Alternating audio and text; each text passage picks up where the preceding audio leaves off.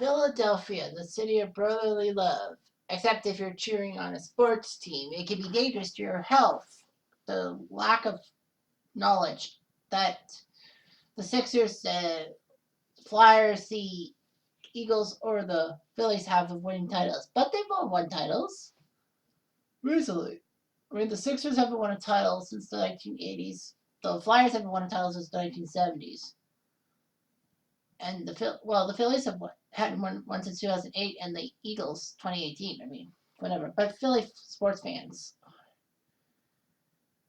doing all of that.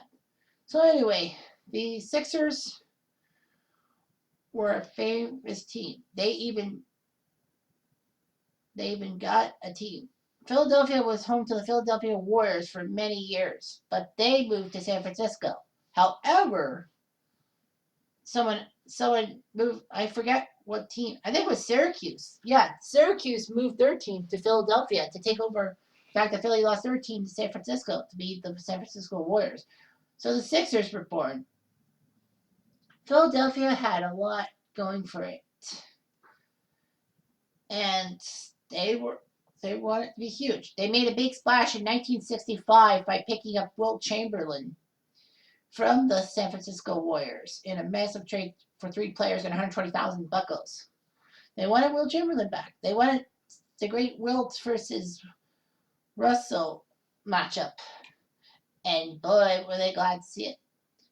The Sixers made a big moment in the 1967 Eastern Conference Finals. I know in '65 they were victimized by John Havlicek stealing the ball in the final seconds of the Game 7. But anyway, the Sixers had a bigger story to deal with, a bigger kettle of fish. And that kettle of fish has to do with the fact that they took on the 8-time defending NBA champion Boston Celtics in 1967 Conference Finals and won. I kid you not. The dynasty was broken by the 1967 Sixers. They beat the Celtics in 6 games, and then they won the title. Everyone in Boston was stunned. It's like, their team didn't win the title? How? How? Anyway, so Philadelphia had a few missteps after Wilt Chamberlain left for the Lakers in 1971. And they just fell off the cliff. But the Sixers would be brought back to life by a few key players by the name of Dr. J, Julius Erving, and Dr. Dunk. Or what is it? Dark Chocolate? Dawkins. So anyway, when Dr. J went to Philadelphia, the New York Nets sold his rights to the Sixers for a lot of cash. Well, they were struggling. They didn't have the money. Dr. J took off and led the 1980 Philadelphia 76ers to the finals against the Lakers. And the Sixers were looking for their first NBA title as a franchise. Sadly, though, they fell in 6 games to the Lakers, mostly because of Magic Johnson's can't do anything stick. In Game 6, no Abdul-Jabbar, so Magic Johnson had to play center, and he played the game of his fucking life. So anyway, the LA Lakers aside, the Sixers were in trouble. In '81, they had a 3-1 series lead against the Boston Celtics, which they choked. It was amazing. They had a chance to go to the NBA Finals and probably win it because the other team involved was the Houston Rockets, and they were weak as shit. 1982, the Sixers took down the Celtics, and everyone wanted them to beat LA and all that. Lakers got them. But in 1983, a prophet by the name of, I believe, Maurice Cheeks said, we're going to beat them. Foe. No, not him. No, sorry, Moses Malone. Who the Sixers mortgaged their future on to get him. Said that we're going to win every title by one game. Every title. In every game. He was close. He was 1 off. That's not bad. But the Sixers finally got their NBA title in 1983. Philly had to wait a long time, just like the 1980 Phillies did. So anyway, Sixers with Billy Cunningham as coach were fantastic. They had Andrew Toney, who had the flair for the dramatic. They had Chick said, what was Malone? Yeah, they were great. The Sixers in '84 were shocked by the New Jersey Nets in the first round. They couldn't believe it. The Sixers thought they could take care of New Jersey, but no, they failed. So anyway, the Sixers came and went. They got Charles Barkley from Auburn. He proved to be more of a pain off the court than on the court, if you will. And the Sixers didn't really have long playoff runs. They dumped Barkley off for Jeff Hornacek, among others, I think. So anyway, the Sixers couldn't believe their luck. Without Barkley, they still were terrible. Clarence Weatherspoon couldn't save them. But in 1996, they got their answer, the number one pick in the draft, and that was Allen Iverson in one of the greatest drafts of all time, the 96 NBA draft.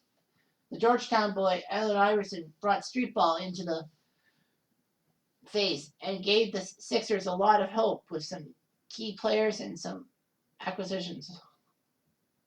Few can forget Samuel Dalembert, the Canadian citizen who played for those teams. The Sixers went to the 2001 NBA Finals, mostly by taking care of my Toronto Raptors along the way. And few can forget the Allen Iverson step over on Tyrone Lue after Iverson's clutch three-pointer in Game 1 sent the Lakers to their first playoff loss of the year. And their only playoff loss as the Lakers refused to lose against the Sixers and won 4-1. So anyway, the Lakers were good.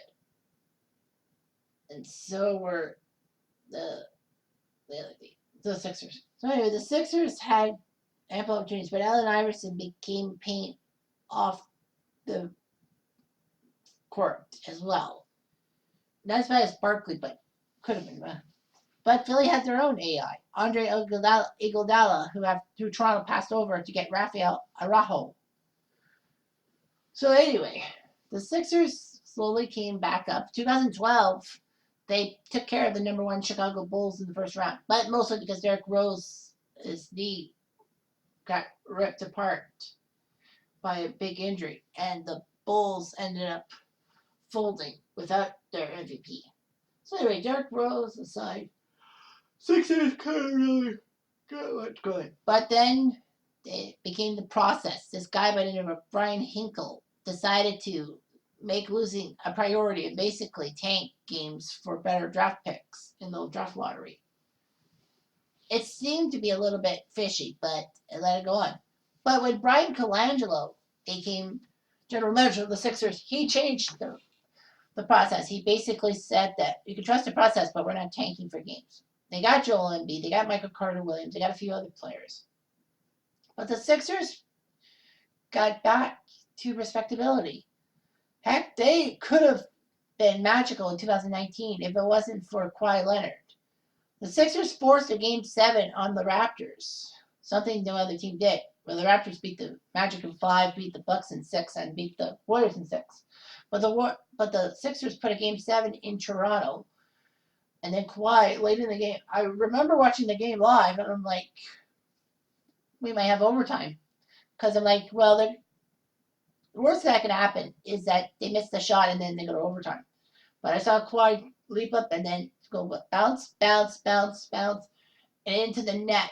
Raptors win the series. I was actually stunned at things because I'm like, that was the type of shot that Vince Carter botched 18 years prior for the Raptors, but he finally got it in. And I'm like, 18 years later, the ball went in the fucking hoop. For Sixers, I feel for them. They've got a good young team, and they got Ben Simmons, who's a pretty good player. So anyway, the what if I'm doing with the Sixers is a shocker. 1968. Thinking, well, they won the title in 67. You're thinking the next team up in 68. There's a reason. Like 1981, the Sixers blew a 3-1 series lead against the Boston Celtics. I think the 68 team would have been much better than the 81 team in head-to-head. So basically, I say the 68 Sixers. And besides, you get some old names that people don't remember, and I can tell you guys about it. So anyway, that happened in the Eastern Final, which obviously means that the Sixers were denied a chance in the finals. And guess who they would have faced in the finals? The Los Angeles Lakers. So I'll fill you in on everything that goes on. So the 62-20 Sixers have won 10 more games than the Lakers of 68. The Lakers with Jerry West, Gail Goodrich, Elgin Baylor, Erwin Miller, and Daryl Imhoff. Imhoff was one of the key pieces that the Sixers traded to LA, I think, to get Wilt back. So Wilt with Luke Jackson, Chet Walker, Hal Greer, and Wally Jones. Billy Cunningham would be there, but I don't think Cunningham can play guard. In game one, it was the Lakers crushing the Sixers Spirit, 112-99. 24 from Jerry West, 23 from Gil Goodrich, 20 from Elgin Baylor, the three top shooters. Archie Clark played 29 minutes and got 10 points. You got also Jim Barnes, Mel Counts, Tom Hawkins, Dennis Hamilton, Cliff Anderson, John Wetzel, and Fred Crawford. Yeah. Wetzel and Crawford. Yeah. Not household names. The 68 team Sixers had 21 from Wilt, 17 from Chet, 13 from Hal Greer, Jackson Jones.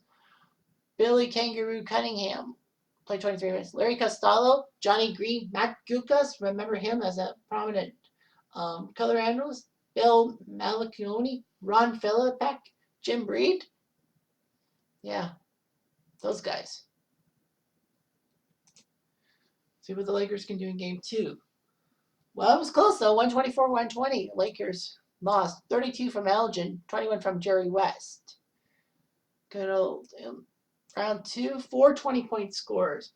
Chamberlain, Greer, Jackson, Walker. Chamberlain played all but 2 minutes and had 20 points. Hal Greer, 25. Larry Costello, 6 points.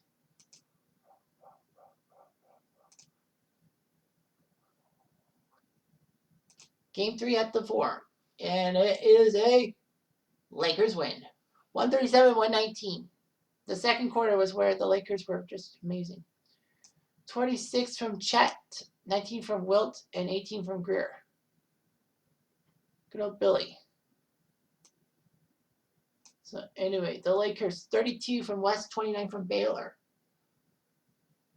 Archie Clark and Mel Counts with double digits off the bench.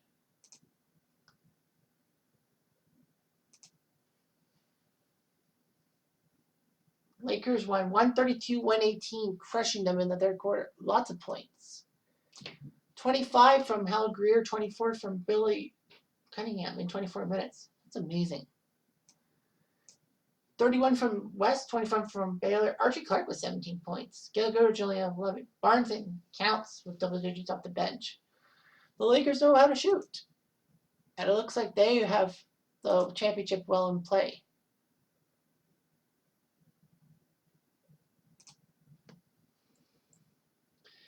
And they do.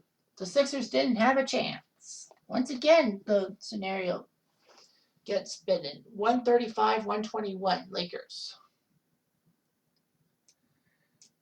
23 from Baylor, 22 from West, 22 from Archie Clark. Nicely done. Yeah, they got lots of players in single digits in points. The Sixers, 28 for Greer, 21 from Chamberlain, 15 from Chet Walker. Billy Cunningham couldn't play much, but when he did, he was fine. Unfortunately for the Sixers, they're not fine. And the Sixers are screwed. Sorry, but yet another scenario goes by the wayside.